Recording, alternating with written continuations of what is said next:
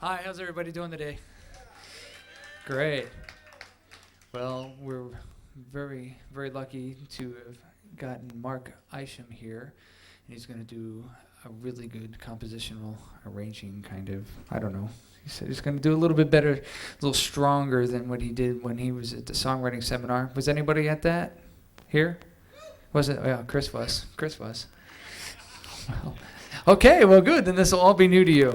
Anyway, without further ado, it's Grammy Award winning Mark Isham.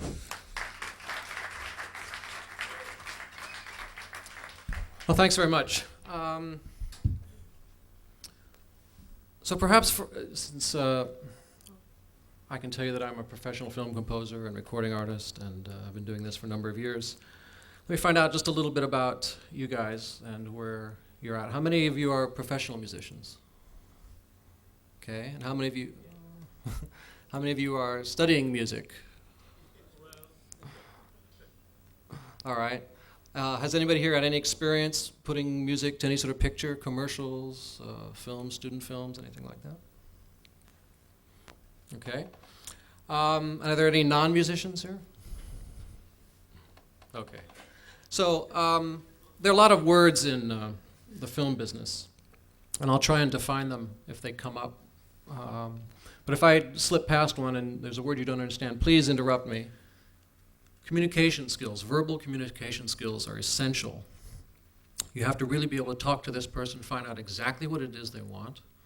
You have to know what that means in musical terms. And then when they critique it, you have to be able to really understand that critique.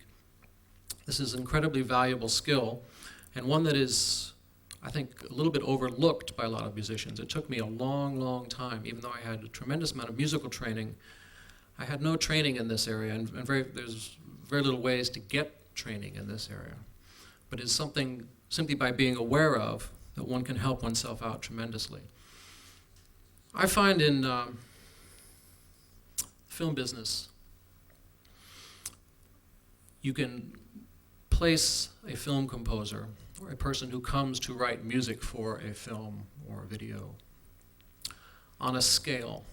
And this scale at one end would be, let's say, Ry Cooder, someone who has a very unique sound, talent, musical identity.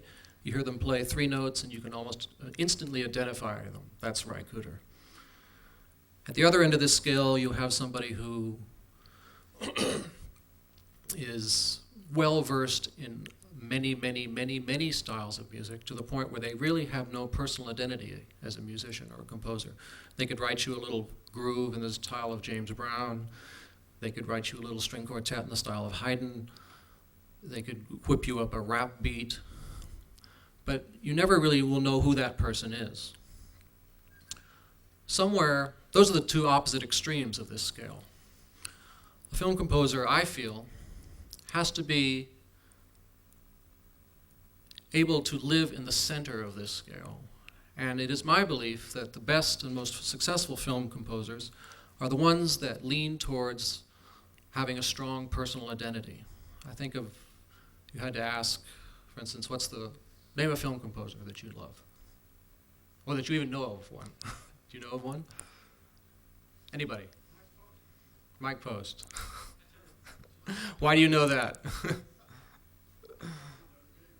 You see his name on every television show in town, that's right. But I think you'll agree here, even though this experiment has failed dismally, that, there you go. Hank had a great style. You could practically hear any score that Hank wrote, and within a couple of themes know that that was him. The same goes for really the big names in film composing, John Williams. And it certainly is true of great musicians in general. I mean, you hear a 9 Inch Nails record and you know that's who that is. They've got a thing, they've got a vibe. And I personally think that that is the most successful way to survive in the film business. There'll be a lot of pressure perhaps to spread yourself out, to learn a lot of different things. And this is valuable, and it has certainly helped my career over 15 years now of doing this. But I think the real strong point that I find people are interested in me working on their films is that they know the sound that I get. I have a particular unique sound, and they can get that by calling me. And I personally think that's a strong way to look at it, and a way to, just in general as a musician, to approach training yourself. I don't know, it was never really taught to me, and that's why or told to me as I came up, and that's why I like to bring it up, because as soon as I came across the idea, I really liked it. The idea of finding your own musical identity, and what that is, and nurturing it, and really developing it into something. And I think that's a very key, strong point to success in any aspect of the music industry. I was very lucky that I had a mother who was a classical violinist, so I grew up in a classical music household. In fact, I didn't even know what rock and roll was until I was about 14 or 15. But then I discovered jazz and rock and roll in the 60s, and immediately became very, very interested in jazz, and went on a sort of a long self-learning experience of teaching myself jazz, buying records, finding the local jazz musicians, and getting them to show me things. And I did a similar thing with more popular electronic music later on. So that by the time I was in my mid-20s, I had a reasonably good idea of how a lot of fundamental styles of modern 20th century music worked, at least what made them all come together. And this gave me a really strong background as a film composer. But one of the things that I really do believe is that here we are in the latter half of the 20th century. Music no longer is really conceived and handed down through the written note on the page. That has a long tradition, and it should not be overlooked and ignored as a very, very strong tool to be used. But it shouldn't also be seen as an impediment to keep people from doing a lot of different things with their music.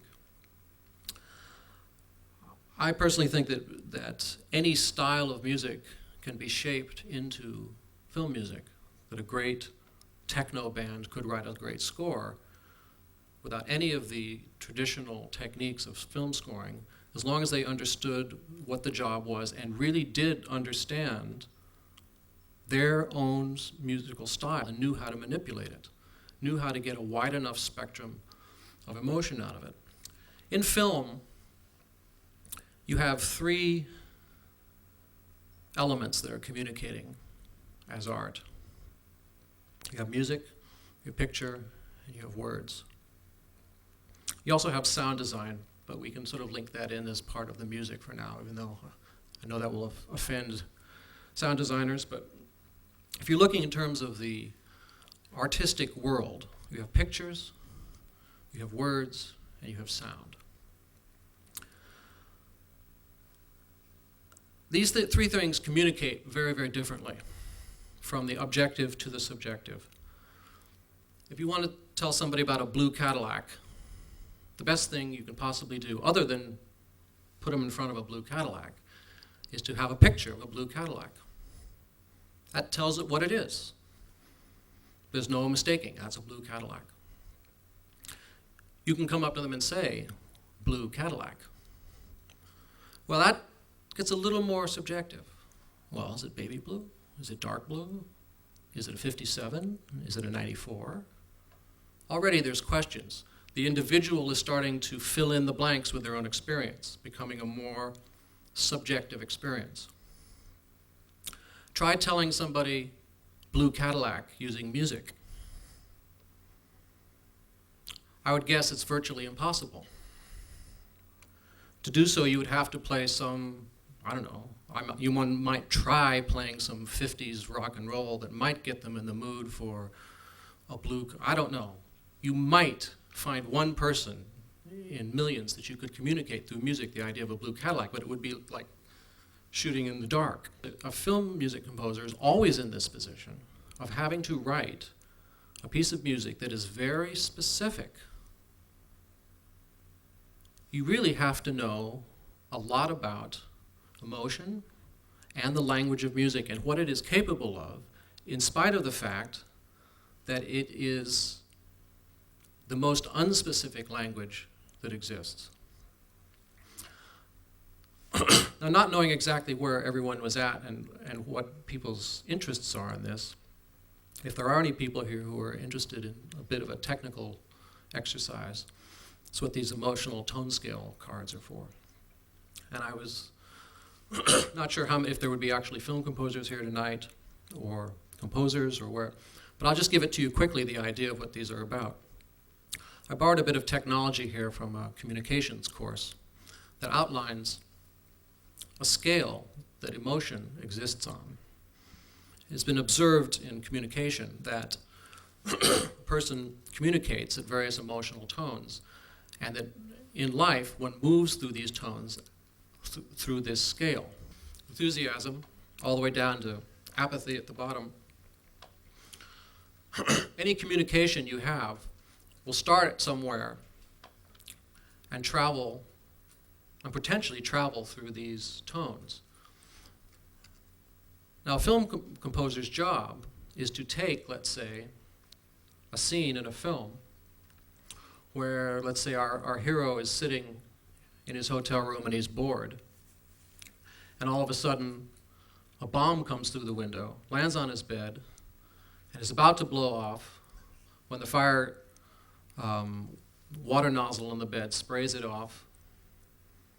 So he would have gone from boredom to immediate fear, and then at some point slowly gotten pissed off. Who threw that fucking bomb? And then maybe by the end of the night, he might have gotten back up to boredom, gone to the minibar, gotten a beer, and gotten contented.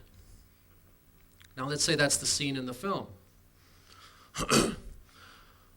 One of the drills that I find very successful, and I think even a songwriter could apply this, would be to say, all right, I've got a 1-minute assignment here. I've got to write a piece of music that goes from boredom, 30 seconds later goes to fear, goes back up to boredom, and ends contented. And that's basically the job of a film composer. And I think in any position, even a songwriter, certainly if you sign a deal with a publisher and they say, all right, Mariah Carey's looking for ballads. She wants 4 very sad love songs to choose from.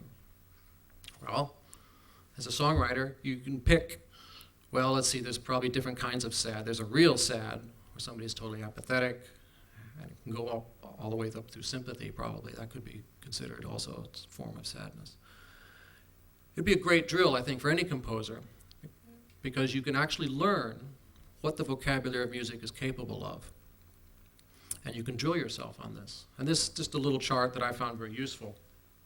Now, one of the other things I wanted to mention just here in the beginning, by the way, I have a lot of examples, so it's going to get a lot more fun. I mentioned about composition. I think a lot of people get scared of the word composition because they think of somebody sitting with these huge pads of paper and quill pens and having to. Well, that's one tool. I think at a school like this, you have a great advantage knowing that this school readily will say to you, well, the sequencer is just as valid a tool. And perhaps the cassette machine is just as valid a tool, which it is. A lot of schools don't think that way.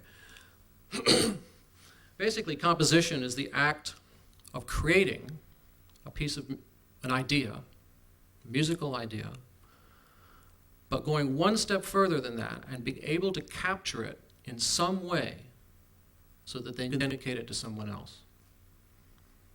It's really the only difference between somebody who sits there in the shower and dreams up the greatest songs, the greatest music ever written, and the person who actually is composing something, is the fact that the composers figured out how to take those ideas and put them down somehow.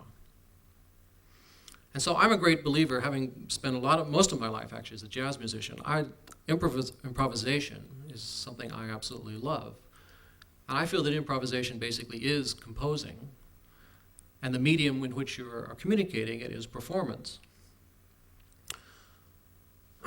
And therefore you add a tape recorder or a sequencer to that, you can actually you're composing. Because there it is, you there have it, and you can manipulate it, and you can do things to it. You can clean it up, and you can actually make it better and good enough to stand on its own 2 feet as a proper product. I'm sure there's some German scientist somewhere has got a chart of every musical interval and chord and decided what it communicates. You know, starting off with the major third is happy, the minor third is sad, the diminished triad is questioning, and the augmented triad is nervous, and you could just sort of keep going. The major sixth swooping upward is triumphant. You know. I try to avoid that. I think it's sort of a trap, you know. One thing I have used over the years, though, and I found quite successful and quite a good learning tool, is when a piece of music has affected me deeply, has made a great emotional impact upon me. I have studied it, and by that I mean I've actually learned it. I've transcribed it, I've looked at it, I've figured out the rules by which it operates, and tried to come up with rules that then could be applied to me, to my writing, but in such a way so that I'm actually just not ripping the damn thing off.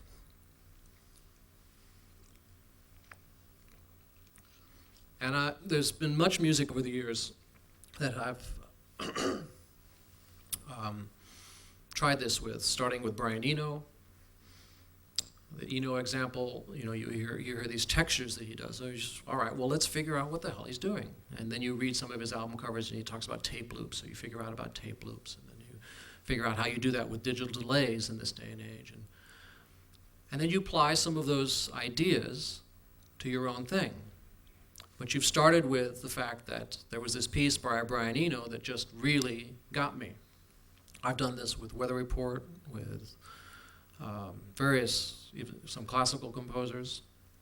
And I think it's a very valuable tool, because if some piece of music is really communicating to you, it is likely that that composer is using stylistic devices that you very well may want to incorporate in your personal musical identity. It's not to say, again, that you're going to rip this guy off. But if there's something there that is really gets you, then I've found it's very useful to just dissect this and find out what it is, what are the rules that make it tick. And I like doing this outside of really a huge intellectual structure. You know, I don't write it down in all those college chord symbols, you know. I find a way that I can understand it and I can quickly use it, because the whole idea is to make it your own. And if you're just dissecting these things in the way that a university professor would tell you how to dissect them, so, all right, the root notes are, it's ultimately not going to create the effect that you want. The effect that you want is to make some of these structural ideas, some of these inspired moments that occur in this music, make those ideas your own, so then you can think with them and create with them. And you create your own things with them.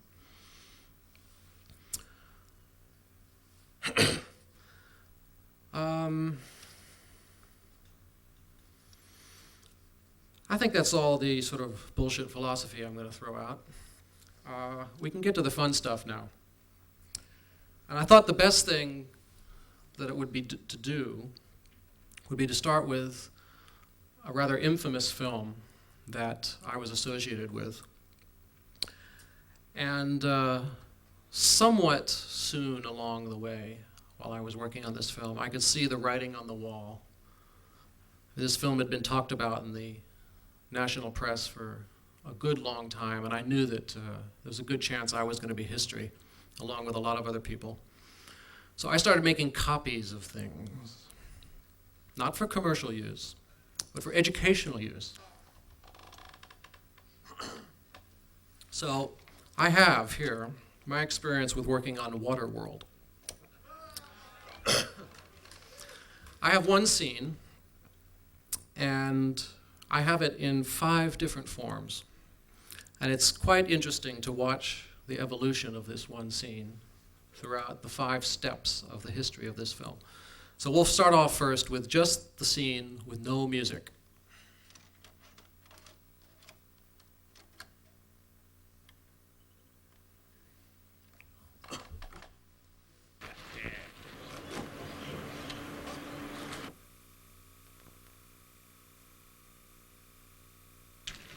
Smokers?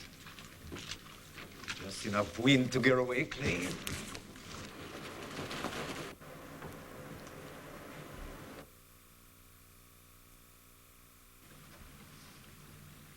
It's not worth it! You'll never make it on that top!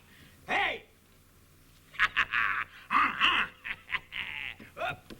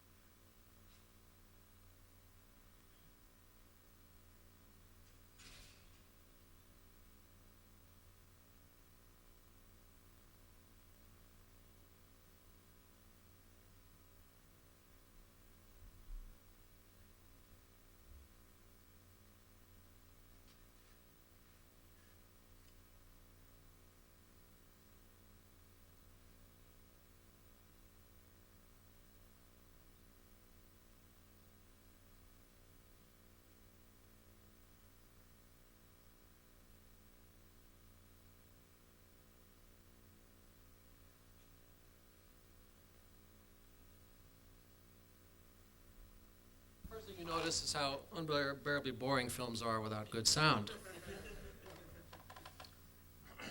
That is, by the way, the actual copy of the film that a composer would get to work on. That's how rough it is when we're working on it.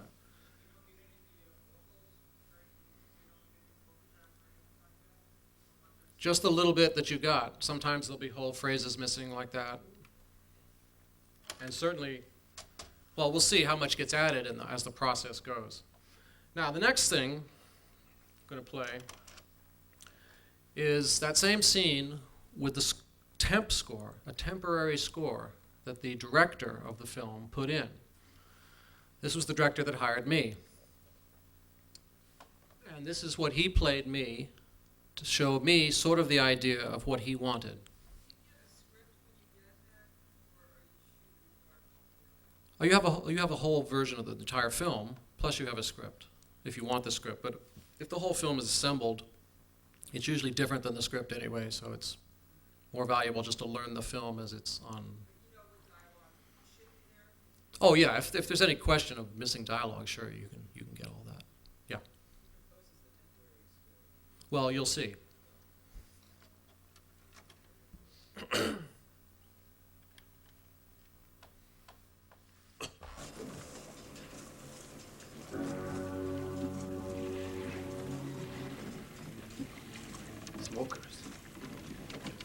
Just enough wind to get away clean.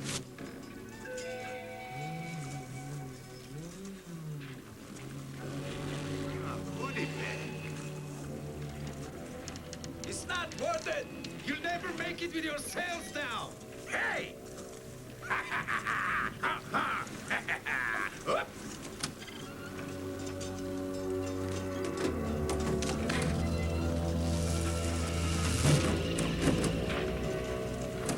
What can I say?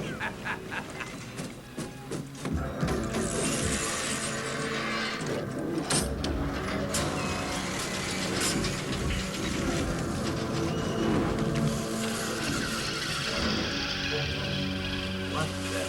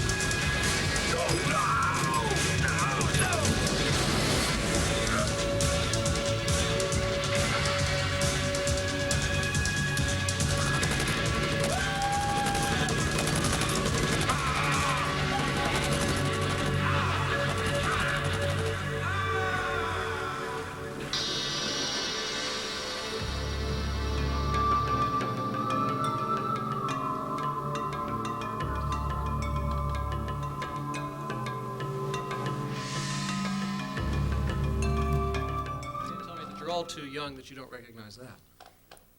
That's Peter Gabriel from, I forget the name, the record that has Sonia and Cinto and that duet with Kate Bush on it. Security. It's before the Kate Bush duet record. It's before So, right. And a bit of me from another film. So what happens in a temp score is the director will just take music that they like.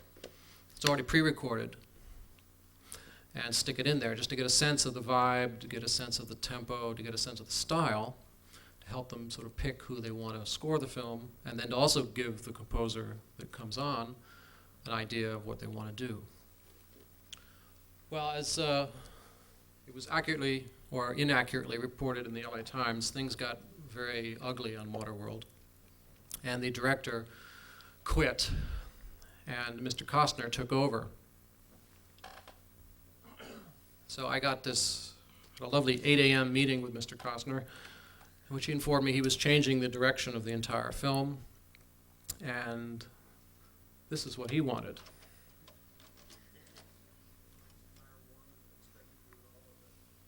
Most films, you get one guy is hired. I mean, they'll do auditions sometimes. You know, they'll go through a whole bunch of people, but then they'll pick one person to score the picture. Now, there's one or two directors, one specifically, who doesn't do that, who hires many composers and let them all just write as much as they can, and then he puts it all up and picks what he likes the best, which personally I can't stand. Well, first of all, the studio has to put up with it. They have to pay everybody, you know. So you can really only do that with people who don't charge as much.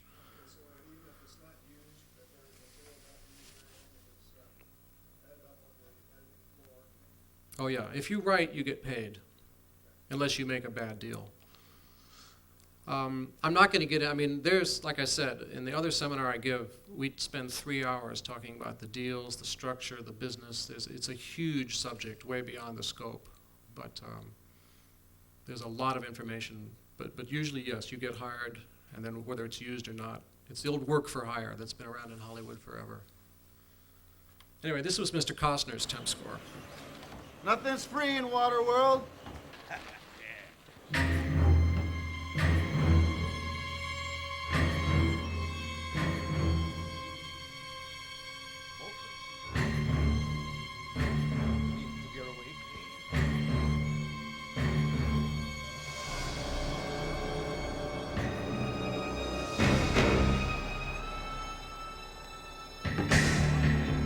Never make it on the top.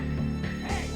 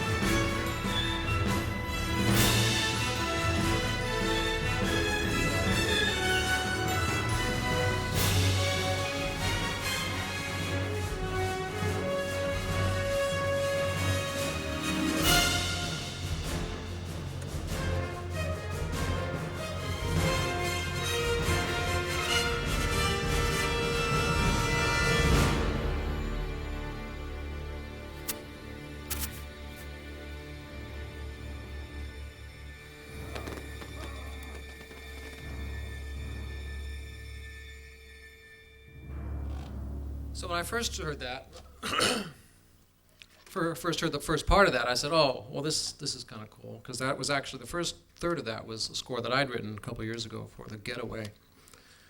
So I thought, well, we're not in too bad shape here. But then, you know, when he starts doing all the heroic stuff and all the heroic music comes on, I said, "Oh, I think I'm in trouble here," because that's a score from Wyatt Earp by James Newton Howard, and of course, to me, it felt like it. It felt like this is Wyatt Earp on the high seas. So, but I wanted to keep my gig, so I did a demo for him, and this is it. So I was trying to keep some of the sensibility of Kevin Reynolds, the director, which I agreed with his basic point of view, that it needed to be a little rougher and tougher, and not just this huge romantic orchestra. We're in this futuristic world here, et cetera, et cetera. But I knew that if I wanted to keep the gig, I would have to make it more heroic than the director was. So this is my attempt at holding on to my ideals and my job.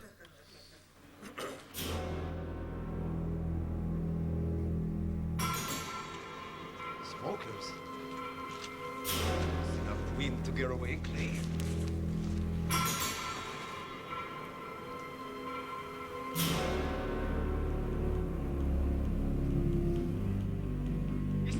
worth it. You'll never make it on that top. Hey!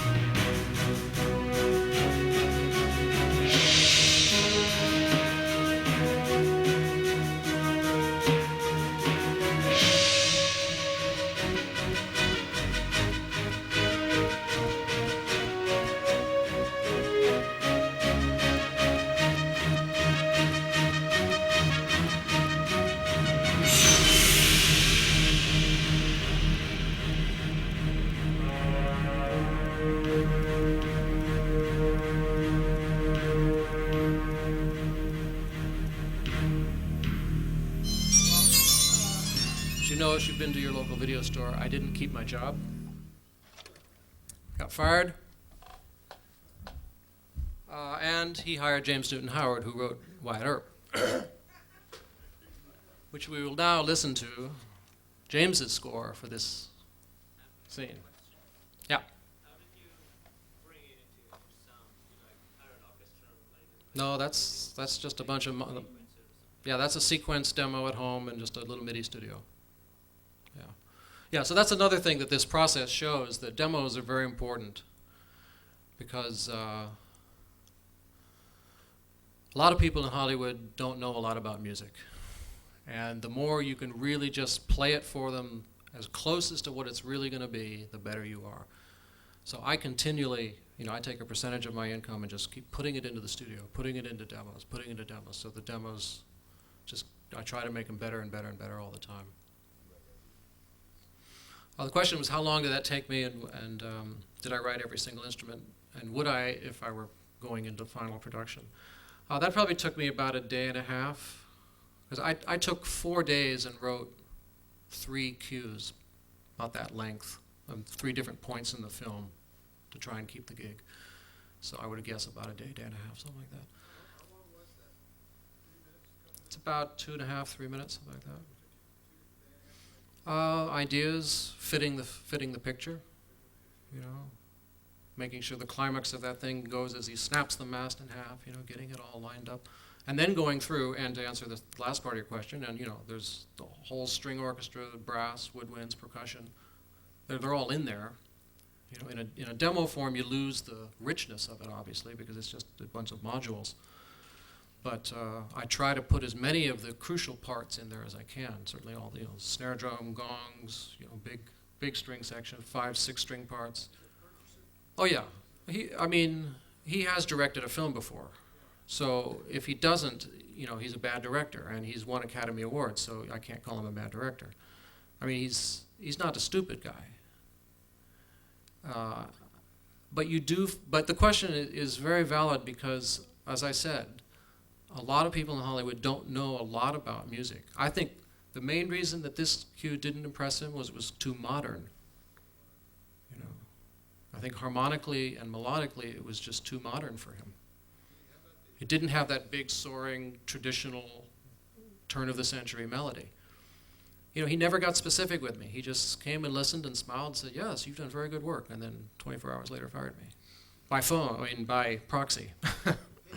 So I never even talked to him again after he left. Yeah. So I never really did find out why. I can only sort of judge why, because he'd worked with Newton Howard before. He'd gotten a very heroic score from him on Wyatt Earp. And he knew that's what he wanted. And he knew he wouldn't have to work very hard. You know, he didn't want to direct the film, but he did take over directing the film. And I think he just said, "I'm too tired. I don't want to have to go to the composer's house every 3 days and check in and make sure it's just right. I can hire James and tell him to do Wyatt Earp on the Water, and I'll come back in 6 weeks," which is basically what happened. Exactly. I mean, that's ultimately, I think, I can come to that conclusion.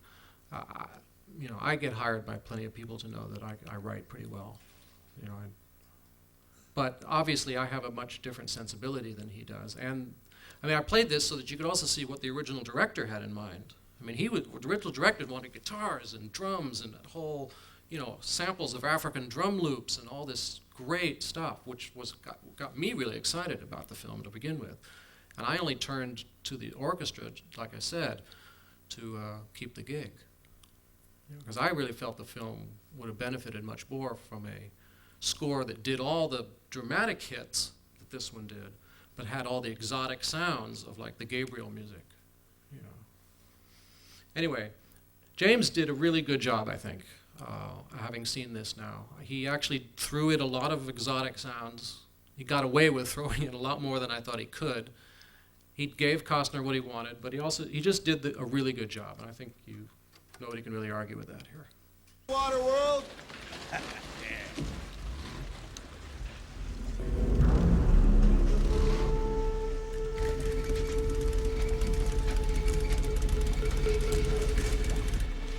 Smokers.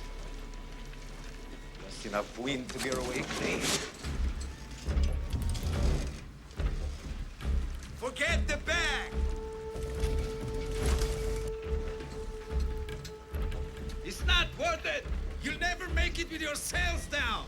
Hey!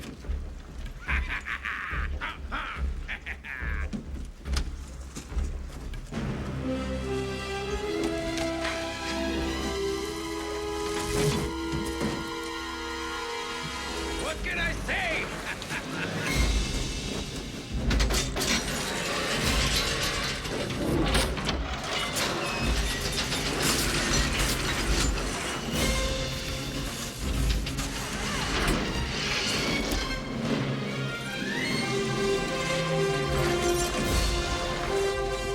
Joey's going for it. What the hell?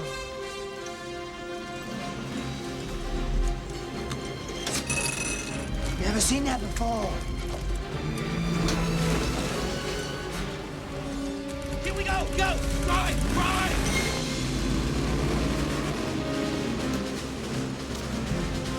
Faster! Faster!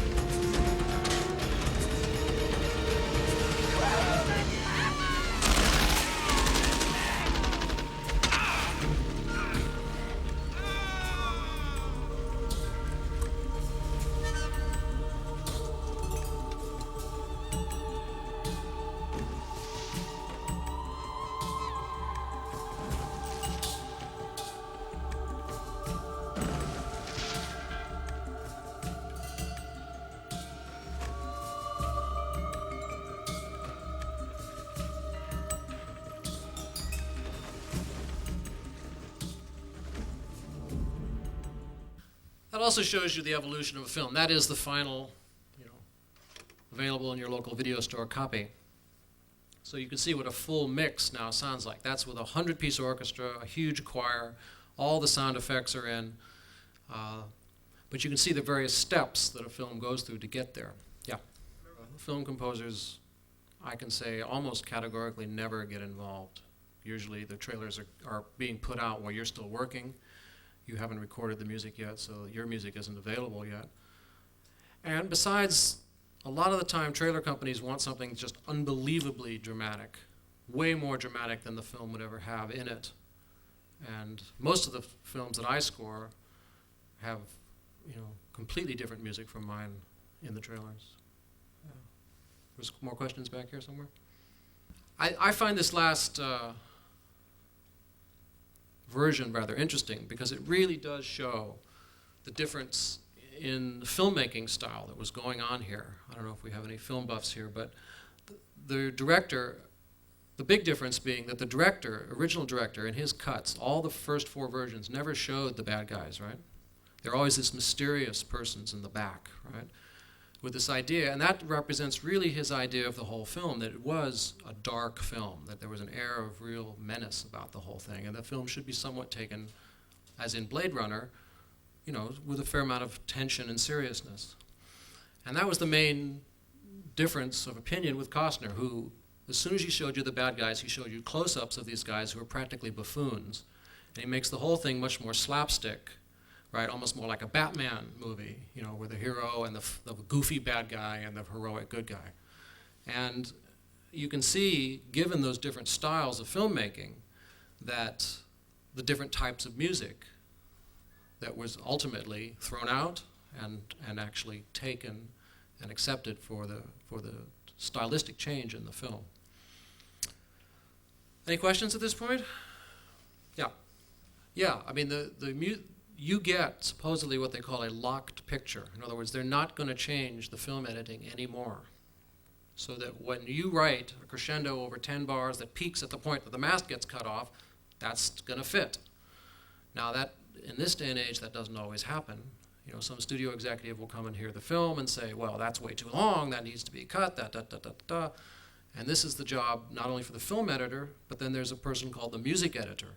And that music editor then has to edit the music to fit the new picture. So if they take 10 feet of film out, they have to find a way to take 2.5 bars of music out so that you still have the big crash when the mask cuts in half. So all the math that you've done to work out the exact tempo and the exact numbers of bars to have the big crash on the mask,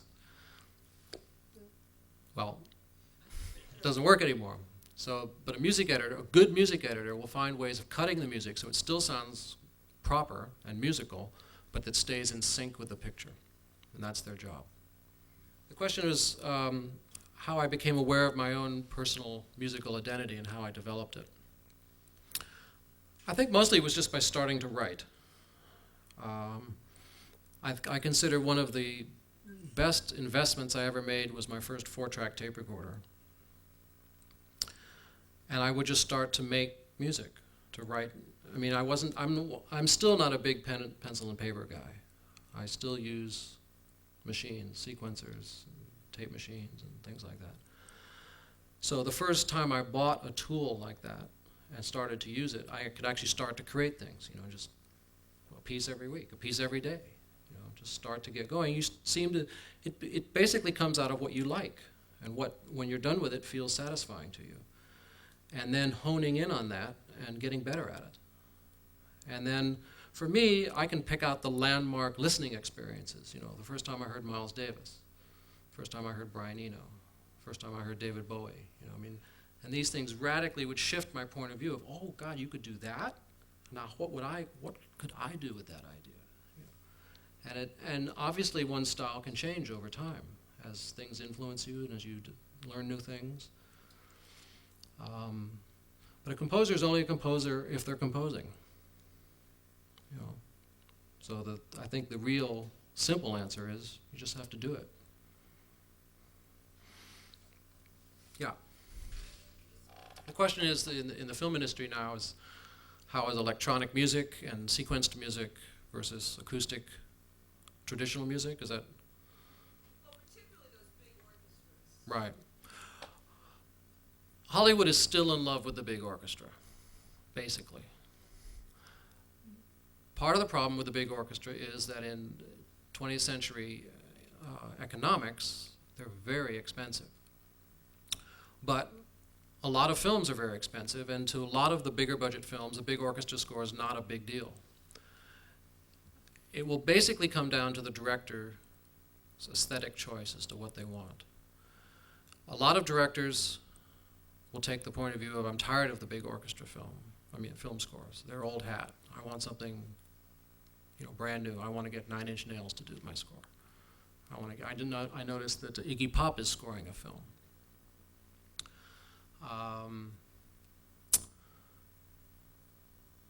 But a lot of directors, want Costner, Forrest Gump. I mean, a lot of these big, emotional films that are supposed to go out and communicate widely to Middle America and to the entire planet at that level, feel that the orchestral score is still a safe and effective way to go.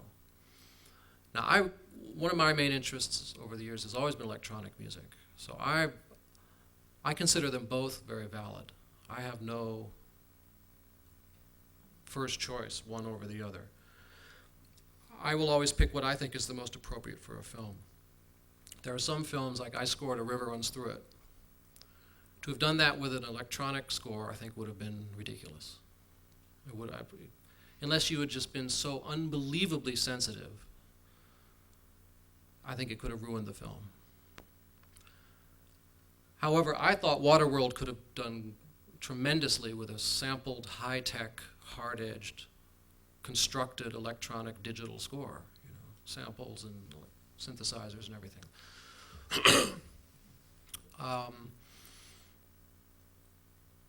But everyone on the process of making a film has an opinion, starting with the director, who's supposedly the person whose opinion will always carry the final. But that's never really the case. There's always an executive producer or a studio head or somebody who's actually written the check who ultimately can change anything they want.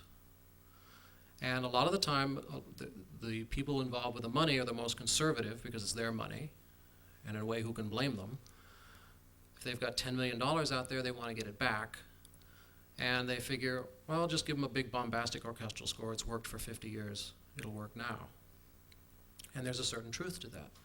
There's nothing more invigorating than having 100 musicians playing as loud and as energetically and as perfectly together and with a great piece of music. It's a fantastic rush. And it communicates a tremendous impact and momentum and adrenaline when used well. So I totally understand that point of view, and I use it myself when I think it's the most appropriate choice. Now there's a second answer to your question, because most film composers, certainly of my age and younger, and I know quite a few even 10 years, 15 years older than myself, write from sequencers. Very few film composers are the pencil and paper. I think it's definitely less than half now. Hans Zimmer, James Newton Howard, Tom Newman, all these guys, they write from the computer. And they make demos from the computer. And this aspect of the electronics and the MIDI are probably the most valuable for a film composer because, as I said in the beginning, you're work for hire. Someone has come to you and said, you're writing for me and to this specification. Therefore, you have to convince them that you've done it. And you really have to convince them you've done it before you start spending money on 110 orchestra members, because that's very expensive. So the demo in this business is getting very, very crucial. And I think a lot of the people who came up in the traditional composing arena who don't know how to make a decent sounding MIDI sequence are finding it tougher and tougher to handle a lot of the demands of getting people to sign off on, yes, that's right, now we're going to actually spend the money and record it. So in that sense, electronics are tremendously used, and used on all scores. I mean, even if I do A River Runs Through It, which was completely acoustic, I played MIDI demos for Redford on every single cue, so he could hear them and sign off and say, yes, that's good. So it's a tremendously valuable tool. Yeah. The question is, what equipment do I use? I'm a little behind the time on my computer. I have an old Mac 2FX, but it's still holding its own. I use Studio Vision Pro. I'm still on 2.08. I'm scared to go to 3.0. Too much more stuff to learn. I use Pro Tools. I use it in Studio Vision Pro, but I also use it alone for certain types of projects. That's the sequencing side. Then synthesizer-wise, I have a bunch of Akai samplers for all the samples. And then I'm mostly sort of an old-fashioned guy when it comes to synthesis, because I started off many, many years ago, so I have everything from an old Moog 12, Prophet 5s, mostly analog, older analog stuff. Very few zippy new things. They sound too zippy. Yeah. The question is, what sort of background and knowledge is needed to get into starting scoring picture? I think there's no one simple answer to that. I was trying to sort of allude to a general answer by talking about personal identity, personal musical identity. For instance, Ry Cooder scored a film brilliantly without ever having trained or thought about scoring a film before. Paris, Texas, I don't know if you remember that film. Just because he is a great musician and he has his own style, and they could just set up and say, play 5 hours of music and we'll find out a relationship between the music and the picture. But he got bitten by the bug and has gone on to actually compose scores for not only himself as a player, but larger ensembles. In which case, then he had to start learning. And that's very similar to how I got involved. I got asked to score a film, and I had never studied. I'd never wanted to do it. Just somebody heard a demo that I had made for a record deal that I didn't get and said, that's perfect for this film. Would you come and write? And so I just started off, and I sort of learned by trial by fire. Now, I was in a very advantageous position that they put up with that. And the director set up a couple of people working with me who could guide me through how to synchronize to tape and things like that. There are basic books on the actual craft aspects of it out that you could pick up and study. There's UCLA has a big program, USC has a big program. I don't think so. Certainly in the extension program, in which they have, I give seminars to the extension program, but then they also have, I just do a one-day seminar, but they also have long, like 5-week courses, 10-week courses on the actual doing of it. And I think through the extension program, there's probably no prerequisite. I couldn't be sure, but it's an easy call to make to find out, There's plenty of books on the traditional way of scoring a film. I was going to play some other examples, if we have time, of some things that I've done and didn't get fired from that show various ways of using non-traditional composition techniques. I mean, I write very differently than John Williams, so I would not begin to sit up and tell anybody how to write in the traditional film scoring way like John Williams. There's plenty of great books written about that, and that's a real craft and art in its own way. I came at it, like I said, very much as a jazz player and as an electronic music guy, and sort of developed my own quirky little ways of doing it. So perhaps we should just take a look at something else that I've done that would show how you could take somebody who doesn't write orchestral music or doesn't have all this training, but how I actually scored a film. And this is probably a good example. Oh, yeah. Yeah, I have a current record out of Columbia Records and Tapes right now, available at Tower Records. And I have a band, a local band here, and we play at least a couple times a month, touring Europe this summer, so I'm still pretty active. All right, so let's just look at this. This is the very first film score I ever did, about 14 years ago. I had no idea what I was doing, but I'd listened to a lot of different oddball types of music over the years, and I knew a fair amount about different types of things, and this is what I came up with.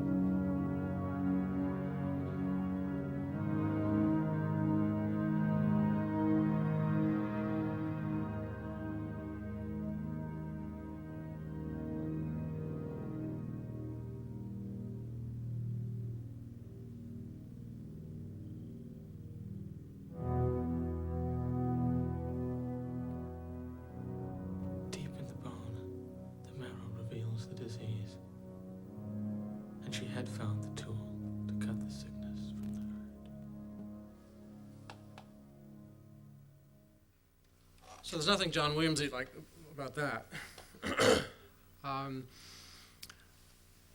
I think if, I realize that you've only seen this once, but I think you can recognize the fact that, I sat down with a bunch of hand drummers and just said, all right, we need a whip and groove here. And let's start here and end here. That whole last half, which was very adventuresome for this director to do. I mean, this is a Disney film, believe it or not. Never Cry Wolf. I'm sure Disney was just appalled when they got this film, but it was too late. They had to take it. They'd run out of money. Very adventuresome for the director at that one point, about halfway through, just to turn all the sound off and just have it be this rather bizarre modern electronic music against these images. It's very rare that you find directors working at the the Disney level that are that adventuresome. So it was a very real treat and actually very rare learning experience for me to have. That whole last part, which is just those very rather bizarre keyboard washes, is just an improvisation that I did to picture, and that the music editors sort of cut up a little bit and put to picture. And then we went with this great flautist who plays all these rather exotic oriental flutes, went through and created all those flute lines and effects and those loops of da, da, da, da. It's not like breathing and everything in the background. So this is very much a non-traditional approach. This is a very Eno-ish sort of approach. Music as sculpture. You just put something down and then you put something on top of it and then you paste something over here and then you paste something over here. There's nothing here about writing anything on paper. In fact, Disney got a little funny about paying me at the end, and they didn't want to pay me. And luckily I had a manager at that point who called them up and said, well, he played every single instrument on this score and we haven't billed you, union scale for that. And they said, oh okay, we'll pay him.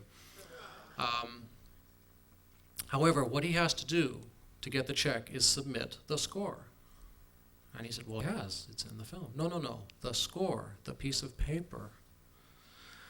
So it took me about 2 weeks, but I had to sit down with a copy of the film and figure out how to notate this. So I ended up, of course, just putting sort of blob and say, hold undefined chord for 27 seconds.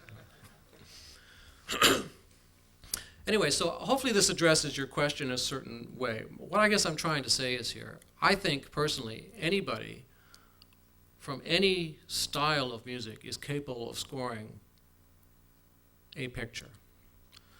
Now, it might mean that it has to be a particular type of picture. If your forte and your interest is Zydeco music, it probably should be a picture that has something to do with that culture and takes place in the southern part, maybe a little near New Orleans or something. But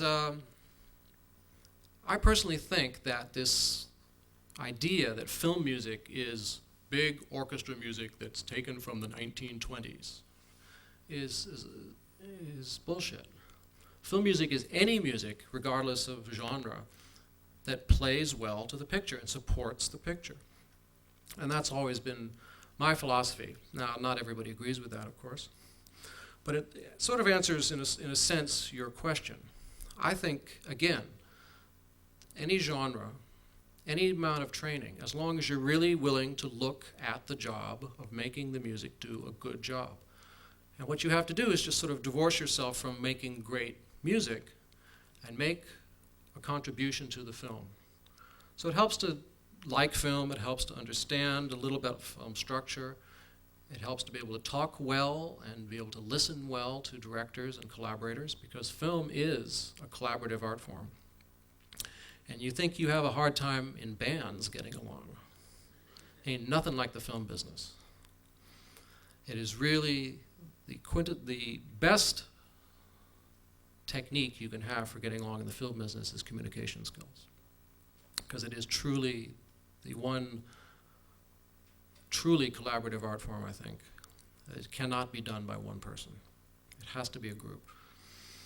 So you got to get along, and you got to be able to find out what that person wants and why they want it, and if you want to give it to them and how you want to give it to them, and how to tell them nicely that you don't want to give it to them that way, but you're going to give it this way, and it's going to work even better, and that they're not a schmuck, but that you really like working with them. Very good question. The question is regarding hit songs and films and what's the process by which they get there. It's usually a very ugly process. In the perfect world, the director says, I want this song. The director says it to the studio. The music lawyer at the studio goes to the owner of the song and says, we would like to have this song in the picture. And they say, okay, we want this much money for it. The studio says, okay, we'll pay you this much. And they say, okay, that's enough. And here's the song. Done. But what's happened in current days is that a lot of studios are looking for the song to help sell the film. So it can't be an old song. Right? Old songs are easy because they're already there. They've already had their MTV life. They've already had, all the hustle and bustle about it. It's the new song thing that gets rough because the director will be cutting the film and he'll put in like the new Sheryl Crow album, put in a song. Well, that album's on the charts now. Film's going to open in 4 months. Chances are that album's dead in 4 months. No studio is going to go and get that song and try and re-release a single, re-release an MTV spot on that song that's been dead for 4 months. They'd actually rather have an old song.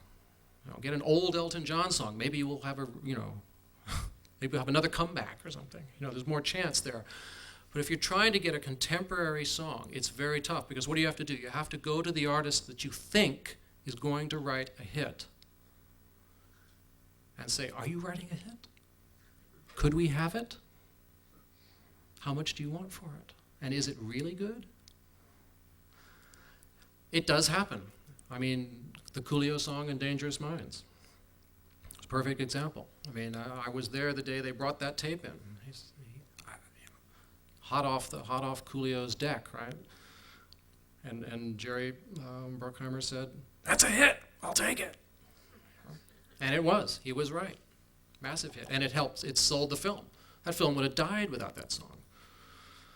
So it's tough, and there's a lot of money involved. His timing is just impossible because the director will get tied to that Sheryl Crow song, right? And he'll cut the whole film to it, get the whole lyric, meaning, counterpoint to what the characters are saying on the screen and everything, and then the studio will say, well, you're kidding. We're not going to have that song. You're out of your mind.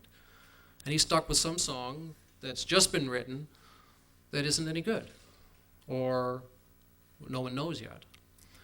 So it's tough because it's a lot more involved than just the art of it and the good film of it. There's a lot of politics and money involved, and then it can get pretty strange. Now, most of the time, composers, like I worked on Dangerous Minds for a while, and they were very respectful of my involvement because I have been in and out of the pop business myself. I've never really been, my own stuff has never really been pop, but I've worked with a lot of pop artists. And I have, unlike maybe like John Williams, who really couldn't discuss contemporary pop music, at least I know something about it. And so they kept me involved, and I tried to get the score that I was writing to relate to the song and borrow from the songs and try to keep it all homogeneous. And that is the best way to do it. And I've had relationships with directors where they're very respectful of the composer, and you can develop the score that relates to the songs, and I think it's the better film for it. But a lot of the time, if the studio is really pushing a strong soundtrack album, they don't care who the composer is. They say, we just want a score, and we'll do the songs, and it really doesn't matter. I don't think usually doesn't make as strong a film, but sometimes it really doesn't matter. The structure for a film composer is, most of the time, you do not own it. That's why we tend to make pretty good living, because they pay you up front. They just buy you out. And you don't own the copyright to any of the music. You build a car and you give them a blueprint, so you Yep. never give it again. Exactly. You still have the credit for that, don't you? Oh, you're still the composer. They don't take composer's share. This is a long discussion, and it gets very convoluted because there's royalties at various points along the way, depending on what you own, what you don't own, who you are and who you're not. It's worthy of a full 2-hour seminar in itself. But I can recommend the book, This Business of Music, which is decent at sort of describing all of that aspect of things. But the main thing about film composers is certainly on major studio films, the studio buys you out. It's work for hire. You get a big check, and they own all of it. You still get your composer's share of performance royalties. Because by law, they can't take that from you. Well, I imagine the Yellow song was made for a record first, wasn't made for a film. Right, so in that case, the film company had to go to the record company and buy the song to begin with. And then they just buy it for one-time use. See, if you've already written the song, and it's already published, and it's already recorded, then the film company has to come to you and say, we want to use your song. And then you can say, well, I want $5 million for it. And they'll tell you to go away, but you can just name your price. It's a buying, it's on the marketplace. You know, and the Rolling Stones do get like $100,000 for one use of one song. I mean, most prices are like, you know, for an unknown songs, maybe $1,000 or something. But if you have a decent, you know, hit song out there, you can get 50, 60, 75 grand for one-time use. Yeah, so Hollywood will pay if they want it. Yeah. I just so happen to have something I was going to play next because it's completely different from anything we've looked at so far. So let's just do that.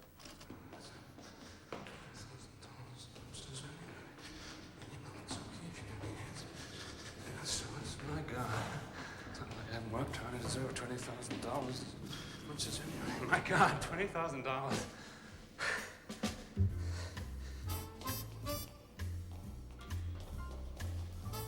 The highest navigable lake in the world is Lake Titicaca. Lake Titicaca. That'd have to be Lake Titicaca. Correct for 10 points. Michel Montaigne. Around his neck, Montaigne wore a medallion which read, "What do I know?" Hello, this is Herb Stempel calling from Mr. Enright. I'm terribly sorry he's not in. Our current reigning champion from New York, Mr. Charles Van Doren. 24 hours. Geritol liquid, or now, It's the only townhouse available in the village. Yeah, I'll take it. Will do, which is that he is out of the office right now. This is Herb Stempel. This is about the 17th time I've called. I guess we ain't hit the under. You have 21. Come to me, Charlie. Good. Smile. Hold the back right there. Hold it right there. Good. Here, Professor Van Doren turns in the evidence of his amazing popularity. Thousands of letters a week for the egghead turned national hero. Winnings to date, $50,000. Hey, Charlie, the check's in the mail. Is Mr. Enright in? I'm sorry he's not right now. Now, this is Herb Stempel. You told him that he promised that he would call me back, and if he doesn't, something is going to happen. Do you understand that? I understand. That's right. Okay, bye.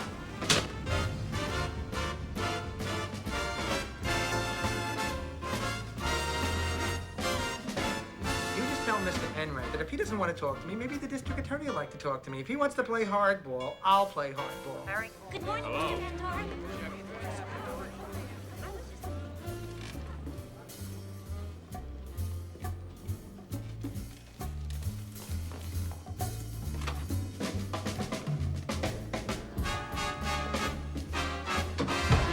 And returning with $83,000, our champion after 7 weeks, Charles Van Doren.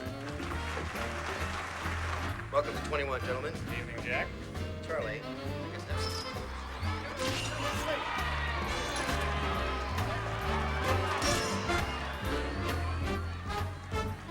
It was a totally humiliating experience. All my friends knew that I loved Marty. It's one of my favorite films. I saw it 3 times. It's about a boy in the Bronx.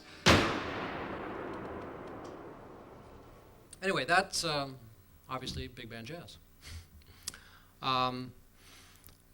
At this point, of course, it's a little hard to say, you know, Mark Isham, what is your musical identity? Because that seems quite far off from some of the other stuff. But truth of the matter is I grew up playing jazz, and so one of the things that I have just a basic knowledge and love of is the genre of jazz, and I played in big bands when I was in high school, and actually played a lot of casuals when I was a kid in dance bands.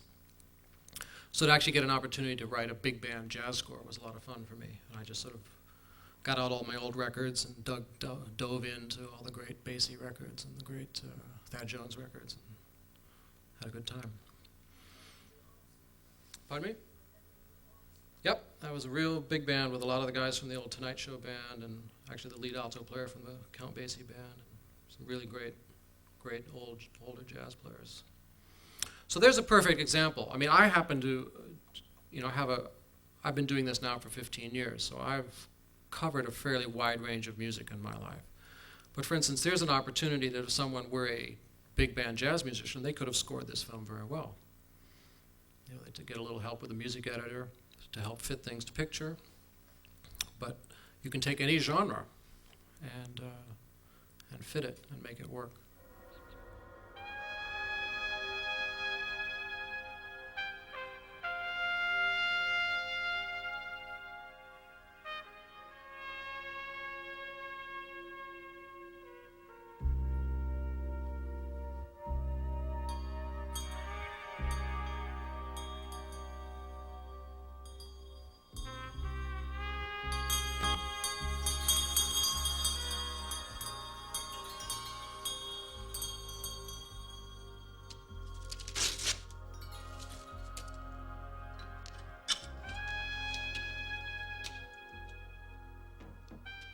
You ever seen a ghost?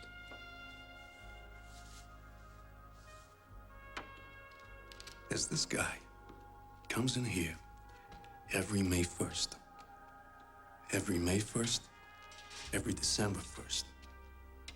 Like clockwork. What's he want? Well, frankly, I ain't exactly sure. He had the strangest story to tell.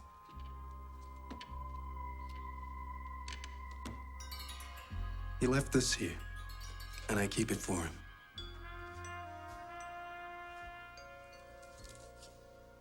How do I know he'll be back?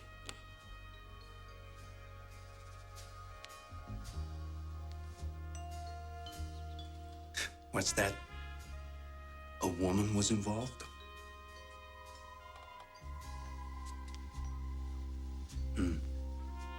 Just fits.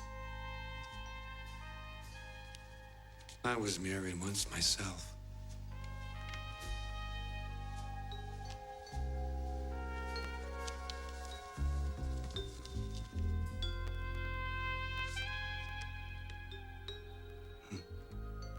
Beautiful girl. By the way, I'm Jim Doherty. I run the place. His name? Sure. His name is Jack Grimaldi. Hey, there he is now.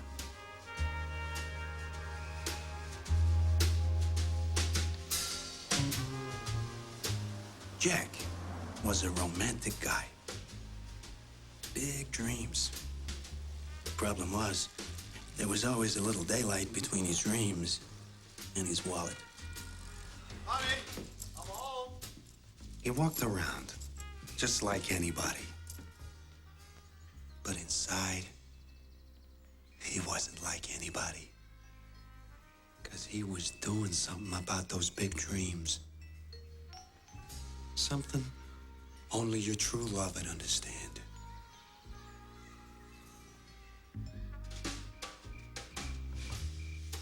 Something you'd whisper to her in the middle of the night. And then hold her tight.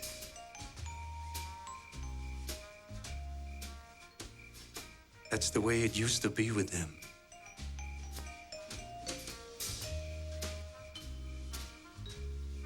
He could have told her anything.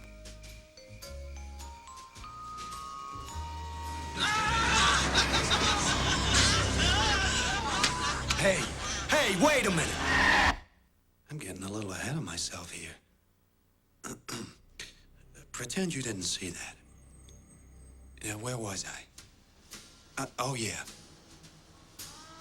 Anyway, his little plan was working.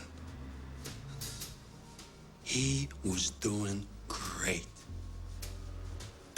Until the day things started to go wrong. And that's a different type of jazz. Pardon me? Yeah. It's a good one. Yeah. Just a budgetary example. You know, you have some of these, like Waterworld. I'm sure the score cost probably $700,000-800,000. This probably cost about,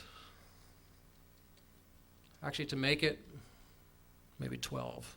I did all of it at home. Well, not all of it. The drums and bass I recorded in one afternoon at a small studio, but everything else I did at home. And then we took about 4 days to mix it at a proper film mixing room. So, I mean, you can do these things for a wide extreme of budgets. Yeah. Oh, yeah. That's still why it's one of my favorite scores, because I wrote it for me. The question is, how many films do I score a year? It varies. When I was first started off, you know, one. And sometimes less, if you averaged it out. I think my best year was 8 in 1 year. And I went for about 2 years where I didn't make records and didn't tour and do anything, and that was the year I did 8 films. That's a lot of work. It's a lot of work. I probably like to do about 5 or 6 now a year. The question is, do I turn things down? And I think everyone goes through just, you know, periods of where you get offered so much work that you have to turn it down, and other periods where you find you're pounding the pavement just like everyone else, you know. Because styles change, you know. Quentin Tarantino makes a movie, and then all of a sudden Hollywood film composers are out. You know, everybody wants to hire a pop band to score their film. And then, you know, some of them do well, others are complete disasters. People get scared and they go back, and, you know, Goldsmith and Sylvester and everybody's working, you know, 10 films a year again. One of the reasons that I really get frustrated with sometimes the politics of Hollywood, I must admit. But one of the reasons that keeps me really interested in film music is that every film I learn something about music. There's always some aspect to the score that I'm writing that requires putting together a musical language that's slightly unique in some way, you know. Either maybe it has a jazz rhythm section, but it has, you know, a string quartet, or maybe it's all orchestral, but it has complete improvised top liners, you know. Or I've done a film that took place in Afghanistan, so we got all these Afghan musicians in and just tried to work out, you know. You learn a tremendous amount about a wide variety of music if you allow yourself just creative freedom and can convince the filmmaker to go for it, you know. Yeah.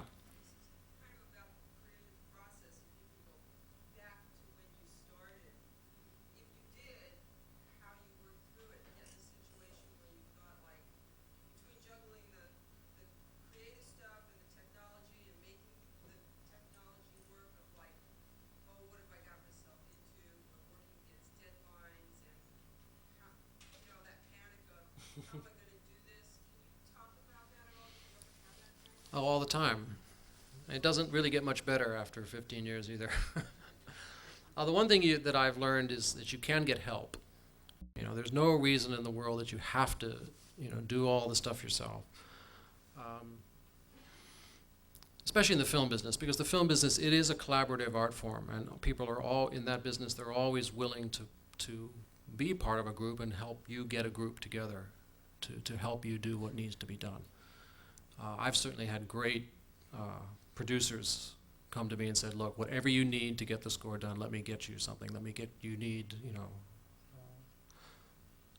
to record everything, you know, acoustically for your demo. Do you need an assistant? Do you need 2 music editors? What do you need? We'll find out what you need.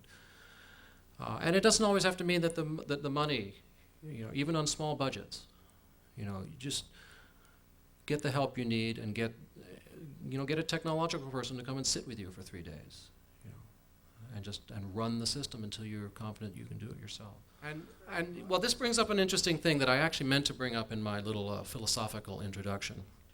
When I was talking about composition, and that composition, in a sense, I feel is just improvisation with the final step of having a way of capturing it and holding on to it.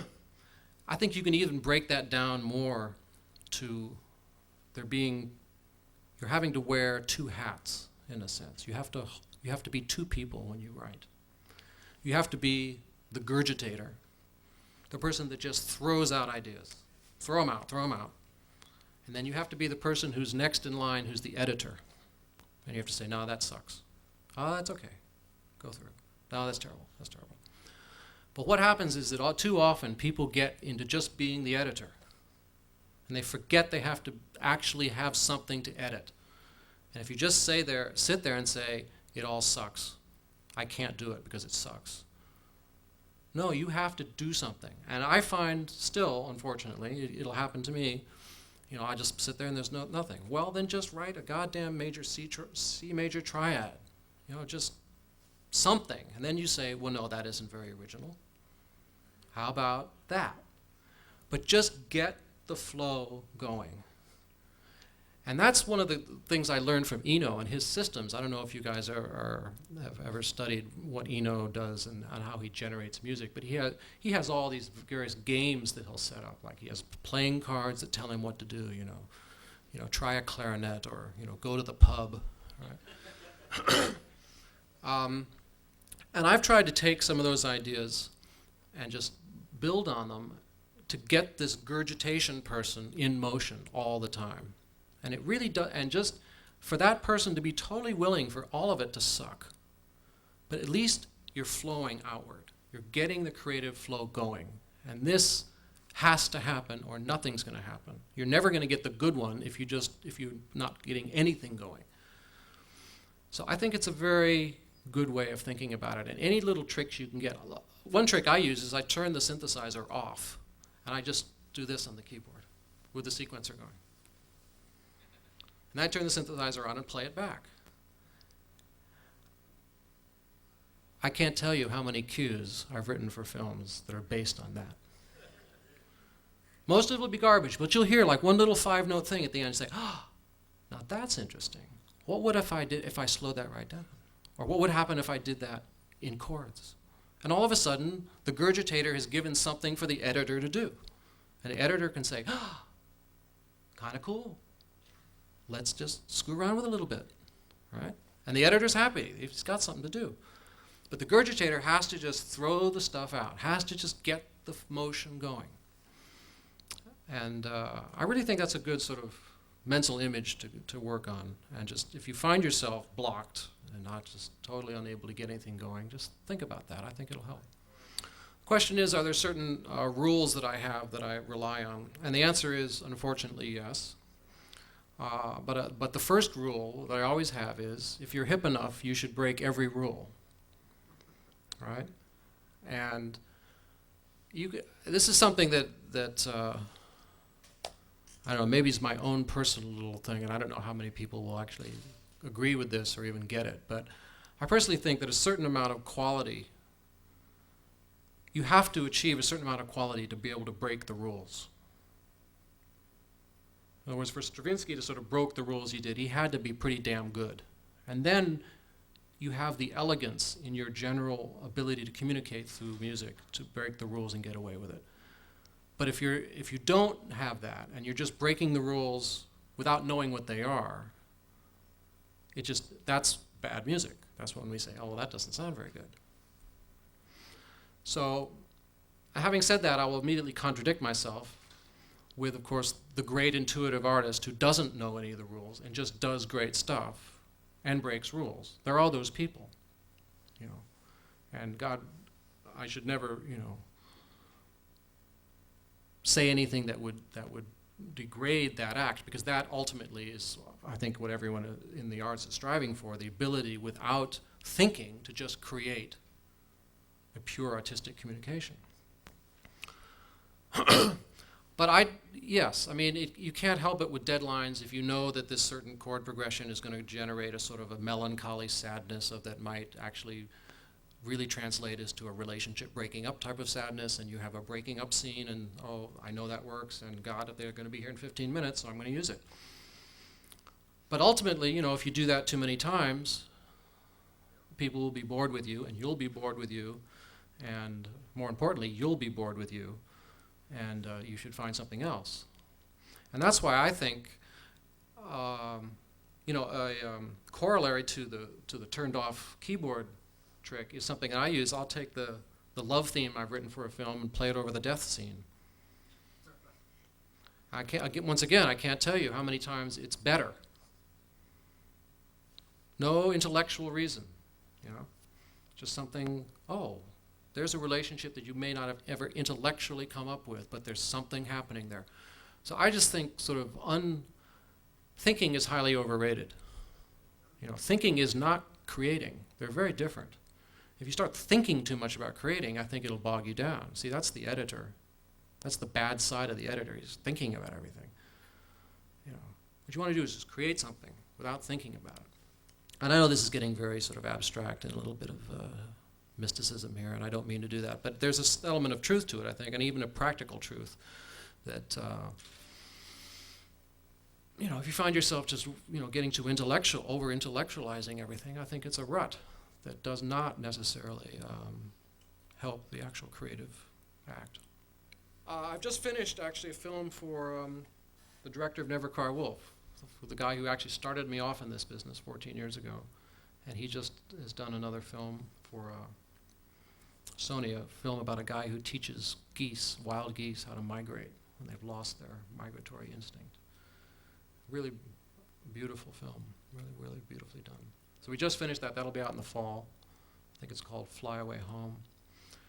And I'm doing a film for a friend of mine for HBO on the gangster John Gotti. And I'm anxiously awaiting a phone call on this one big Christmas picture, which I would like to do, and I don't know if I'm doing yet. Well, that's probably a good ending place. Any more questions? Well, thank you all for coming out. I wish the best of luck to all of you.